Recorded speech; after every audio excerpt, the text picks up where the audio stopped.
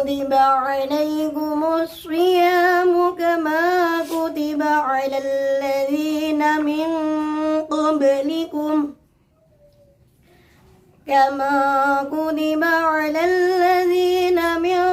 قبلكم لعلكم تتقون. Hei orang-orang yang beriman, diwajibkan atas kamu berpuasa sebagaimana diwajibkan atas orang-orang sebelum kamu agar kamu bertakwa. Assalamualaikum warahmatullahi wabarakatuh. Kaum muslimin muslimat rahimakumullah, pemirsa YouTube yang berbahagia. Pada surah Al-Baqarah ayat 183 Allah berfirman, ya ayyuhalladzina amanu kutiba alaikumus syiyamu kama kutiba alal ladzina min qablikum la'allakum tattaqun.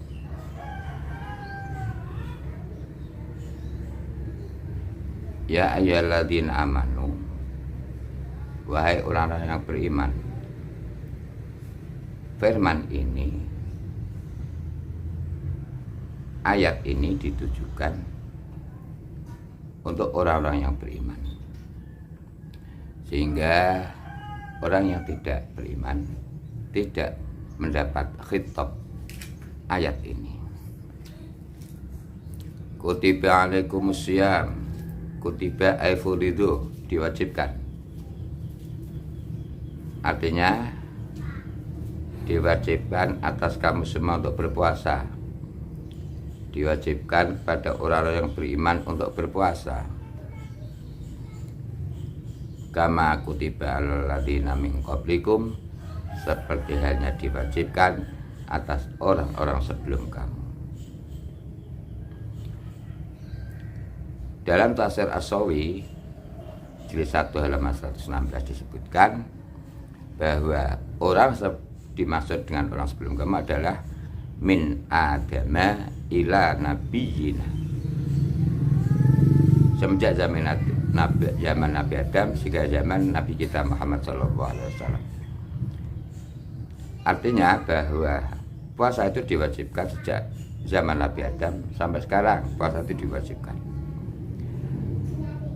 Lakin lakal saumina min kulli jihadin, tetapi cara-caranya, aturannya tidak sama seperti puasa yang kita lakukan. Fattashbih fil fardiyah la al-kaifiyah wassawab, sama serupa antara puasa yang dilakukan oleh Nabi Adam sampai Nabi Muhammad SAW ini adalah hanya dalam kewajibannya, tidak dalam tata caranya, tidak dalam pahalanya. Juga disebutkan dalam tafsir Al-Maraghi jilid 1 halaman 164, wa min kana masyru'an fi jami'il milal hatta al-wataniyah. Puasa itu diwajibkan juga seluruh agama-agama yang ada di muka bumi ini, hingga penyembah berhala pun ada kewajiban untuk melakukan puasa. Fa ma'rufun lada qudama al-misriyin, puasa juga sudah dikenal sejak zaman Mesir kuno. Wa minhum intaqala ilal Yunani wa Romani. Kemudian kewajiban puasa yang ada pada zaman Mesir kuno itu juga kepada orang Yunani dan orang-orang Romani.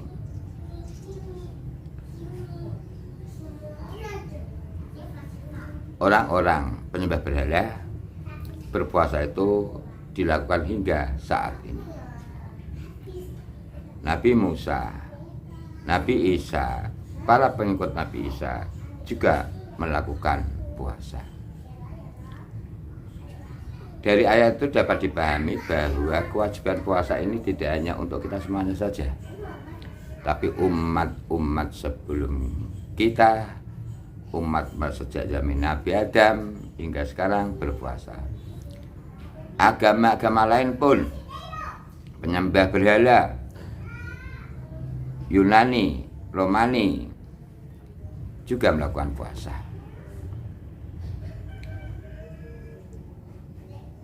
Bagi kita, bagi kaum mukminin, puasa itu adalah la'allakum tattaqun. Faidah dan hikmah puasa adalah agar kamu semua bersiap diri untuk takwa kepada Allah Subhanahu wa Ta'ala. Sebelum kita memasuki lebih lanjut pembahasan tentang puasa, mari kita awali dengan mahwa saum. Apakah puasa itu? As-saum lugatan al-imsak. Puasa itu menurut bahasa adalah menahan diri.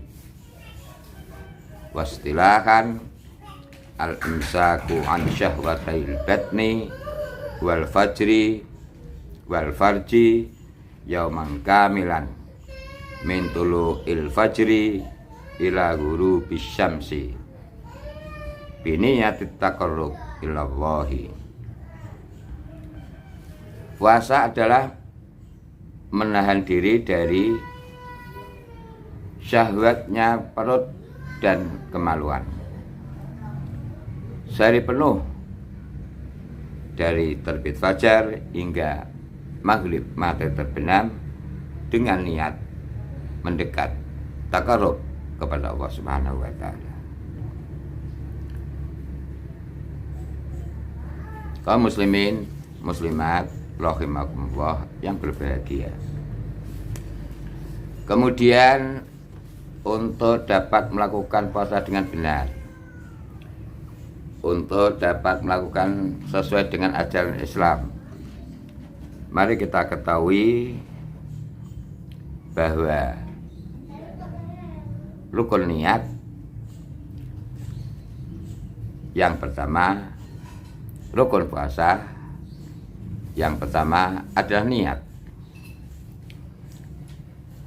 Saya ulang lagi, mari kita ketahui tentang rukun puasa. Rukun puasa yang pertama adalah niat. Bersengaja bahwa besok akan berpuasa. Niat itu gerakan hati. Hati kita bergerak. Hati kita bersengaja besok akan berpuasa. Lesan kita membaca nawaitu sauma ghatin an adai fardhi syahri Ramadan hadis sanati lillahi ta'ala. Saya berniat puasa untuk hari esok untuk memenuhi fardu bulan Ramadan pada tahun ini karena Allah Ta'ala. Berbarengan dengan lesan bergerak, berbarengan dengan lesan membaca nawaitu, hati kita juga bergerak. Hati kita juga menyatakan bahwa besok kita akan berpuasa bulan Ramadan. Dalam niat yang penting adalah gerakan hati. Hati berniat, hati bergerak kalau kita besok akan berpuasa. Sedangkan mengucap nawaitu adalah sunnah hukumnya. Tetapi alangkah baiknya ketika dalam niat itu berbarengan antara ucapan lisan nawaitu dan seterusnya dan gerakan hati kalau besok kita akan berpuasa. Niat kita lakukan setiap malam di bulan Ramadan. Malam tanggal 1 kita niat besok akan berpuasa. Malam tanggal 2 kita niat besok akan berpuasa. Malam tanggal 3 kita niat besok akan berpuasa. Dan seterusnya. Tidak boleh niat itu dilakukan sekali untuk sebulan penuh. Tidak boleh. Misalnya pada malam tanggal 1 saya berniat puasa sebulan penuh. Itu tidak boleh. Jadi niat harus saben hari, saben malam, saben hari, saben malam, saben malam, saben malam. Setiap malam kita mesti berniat. Bagus sekali, indah sekali setiap malam ketika kita selesai sholat tarawih. Bapak Kiai, Bapak Ustadz, para alim, para imam ketika selesai memimpin sholat Isya dilanjutkan dengan sholat tarawih. Selesai sholat tarawih, Pak Kiai, Pak Ustadz, Pak Imam mengajak jamaah untuk bersama-sama niat berpuasa untuk esok hari. Sehingga kalau nanti ketika makan sahur, ketika kita lupa tidur hingga tidak bisa bangun hingga masuk waktu subuh, kalau toh kita belum makan sahur tetapi kita sudah niat untuk berpuasa. Bagaimana dengan orang-orang yang tidak bertarawih, sedang sibuk, sedang dalam perjalanan, sedang dalam ABCD dan seterusnya?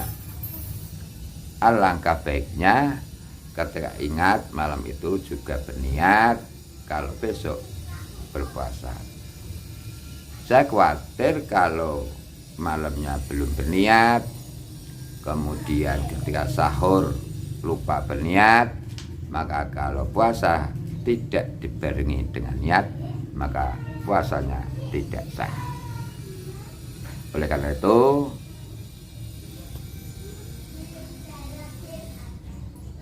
niat hendaknya dilakukan setiap malam, dilakukan setiap malam. Kemudian rukun puasa berikutnya adalah meninggalkan hal-hal yang membatalkan puasa. Kalau terjadi sesuatu yang membatalkan puasa, maka puasanya menjadi tidak sah. Kaum muslimin muslimat rahimakumullah. Di samping itu patut kita ketahui tentang syarat-syarat wajib puasa agar puasa kita diterima oleh Allah Subhanahu wa taala. Syarat wajib puasa itu di antaranya satu Islam. Jadi setiap orang Islam wajib berpuasa. Kalau setiap orang Islam wajib berpuasa, maka ketika orang Islam itu tidak berpuasa, maka berdosa.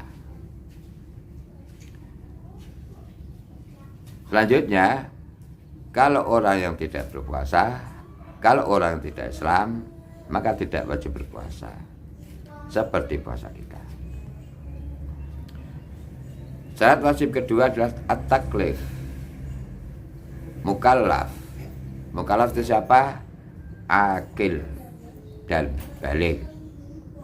Yang dimaksud mukallaf adalah orang sudah berakal dan sudah mencapai umur. Bagaimana dengan anak-anak belum cukup umur, diajak berpuasa? Ada anak-anak yang puasa zuhur, puasa beduk, ada anak-anak yang puasa asar dan seterusnya. orang tua yang semacam itu adalah bagus, melatih anaknya untuk berpuasa penuh di bulan Ramadan. Karena itu anak-anak, maka bolehlah puasa tidak 1 hari penuh, puasa beduk, puasa asar dan lain sebagainya. Itu dilakukan untuk melatih anak besok ketika sudah balik sanggup untuk berpuasa sehari penuh. Yang ketiga, al-itoqah, sanggup mampu, sedang tidak dalam perjalanan karena usia lanjut, karena sakit, tidak,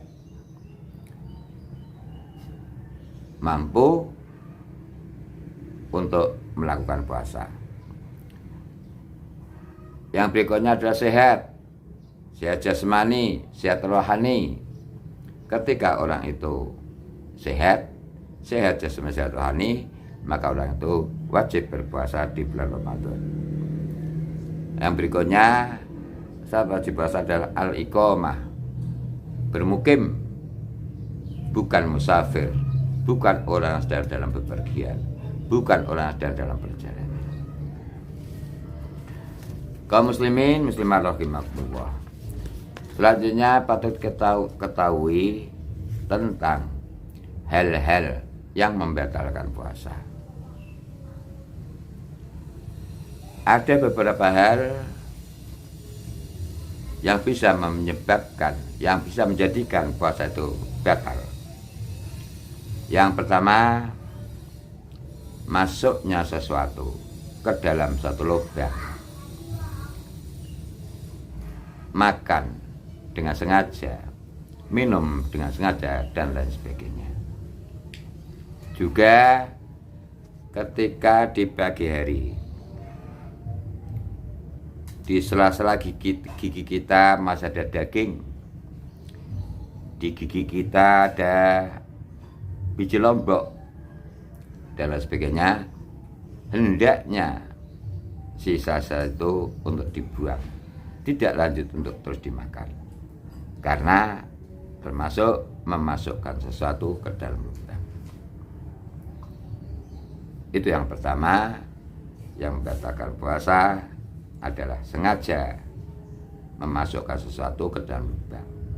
Minum dengan sengaja, maka dengan sengaja di bulan Ramadan, maka puasa menjadi batal. Biasa terjadi, sering terjadi, kita lupa kalau orang itu berpuasa. Kadang terjadi pada hari pertama, hari kedua, biasanya pagi hari minum air putih, minum teh, minum es teh, minum kopi. Karena lupa, orang itu makan. Karena lupa, orang itu minum. Bagaimana dengan orang yang seperti itu? Dalam surah hadis dijelaskan, an Abi Hurairah radhiyallahu anhu qala Rasulullah sallallahu alaihi wasallam, man akala nasiyan wa huwa shaimun falyutimma saumahu fa innama at'amahu Allah wa saqahu. Diriwayatkan oleh Abu Hurairah, Rasulullah Nabi Muhammad sallallahu alaihi wasallam bersabda, barang siapa makan, dia dalam keadaan lupa, padahal dia sedang berpuasa, maka hendaknya orang itu meneruskan, melanjutkan puasanya. Karena sesungguhnya Allah memberi makan, Allah memberi minum kepada orang yang berpuasa itu. Kalau sedang berpuasa lupa sehingga makan, orang yang berpuasa lupa minum. Kalau itu dalam keadaan lupa, setelah makan, setelah minum, lanjutkan berpuasa lagi. Kemudian yang membatalkan puasa berikutnya adalah muntah muntah dengan sengaja.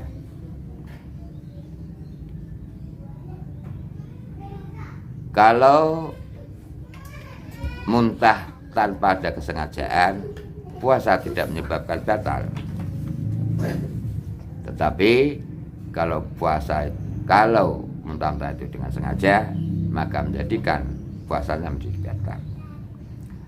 Oleh karena itu, hindari, jauhkan diri dari sesuatu yang bisa menyebabkan muntah-muntah. Contoh, kalau orang itu berbau busuk menjadikan orang itu muntah, jauhi bau busuk itu. Kalau melihat darah, melihat sesuatu yang menjijikkan, menjadikan muntah, maka jauhi bau busuk, jauhi melihat sesuatu yang menyebabkan muntah. Insya Allah, kalau menjauhi hal-hal yang menyebabkan dia itu muntah, maka orang itu tidak akan menjadi muntah. Berikutnya yang membatalkan puasa adalah bersetubuh. Suami istri bersenang-senang di siang hari bulan Ramadan. Kaum muslimin muslimat rahimakumullah. Ketika di siang hari kita dilarang untuk bersetubuh. Kita menjima istrinya, kita menggauli istrinya, itu dilarang. Tetapi kalau malam hari diperbolehkan. Oleh karena itu, hindari, jauhi, tahan ketika baik laki-laki maupun perempuan muncul nafsu birahi, segera untuk dihindari. Karena bersetubuh di siang bulan Ramadan berat untuk menggantikannya. Untuk hal bersetubuh ini nanti akan kami jelaskan pada judul puasa bagi orang-orang khusus. Yang batal puasa lagi adalah keluar air mani. Air mani bisa keluar dengan cara apa saja. Melihat perempuan cantik, memikir berangan-angan perempuan cantik, dan sebagainya bisa menyebabkan keluar air mani. Hindari itu, karena dapat membatalkan puasa. Dari perempuan haid membatalkan puasa, nifas membatalkan puasa, wiladah membatalkan puasa, mabuk, gila, murtad, semua itu akan menyebabkan puasanya menjadi batal. Setelah kita mengetahui rukun puasa yang membatalkan puasa, mari kita berlanjut dengan sunnah puasa.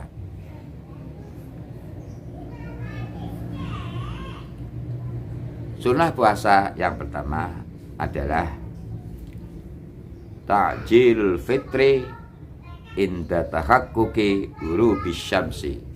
Segera berbuka puasa ketika sudah masuk waktu maghrib. Segera, meski hanya seteguk minuman. Kalau orang itu sengaja untuk mengakhirkan bukanya, udahlah nanti saya belum haus, nanti saya belum lapar, malah mengakhirkan berbuka semacam itu, hukumnya malah makruh. Saya tidak akan berbuka dulu, saya akan melakukan sholat dulu, itu juga tidak baik. Nabi Muhammad SAW kana idza kana shaiman lam yusolli hatta yu'tiya birutobin au ma'in fayakulu au yashrabu. Nabi Muhammad ketika berpuasa tidak sholat dulu, tetapi minum seteguk air atau makan sebatang kurma untuk makan dan untuk minum. Bagi orang yang berpuasa hendaknya diawali dengan minum air dan makan atau minum minuman yang manis. Karena alasannya wal ma'u yudhiru. Air itu bisa membersihkan. Wali annal khulwa yuqawwi, dan minuman buah-buahannya manis itu bisa menguatkan badan.